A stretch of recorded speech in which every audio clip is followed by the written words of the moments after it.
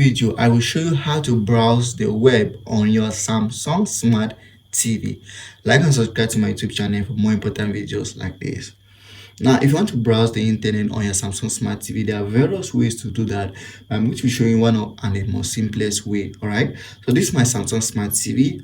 After you connect it to the internet, you're going to try to come over to your application section.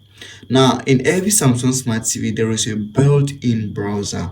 What I mean by built-in browser is a browser that comes with the system. All right. Now, if you don't want a built-in browser, you can go ahead and install a browser like Chrome. All right, so if you want more browser, in my YouTube channel there are other videos there on installing various browsers like Chrome, Firefox, private browsers, and so on. So you just have to come back to my YouTube and search for how to install a browser to your smart TV. You see the options there.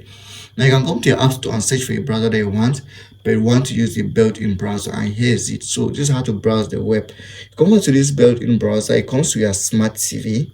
It can come in any format depending on the smart TV or Samsung Smart TV you're using. So here's mine here, and it's very easy. See, all I have to do is come to the search bar here and type in the keyword I want.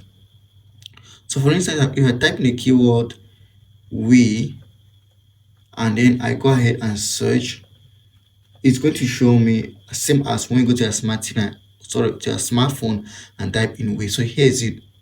So this is the browser, and this is how to browse your internet on your smart TV. So very easy. Now this is for typing keywords, so we don't want to type any other keyword, just click on go and you can see this is a browser. So like and subscribe to my YouTube channel for more important videos like this.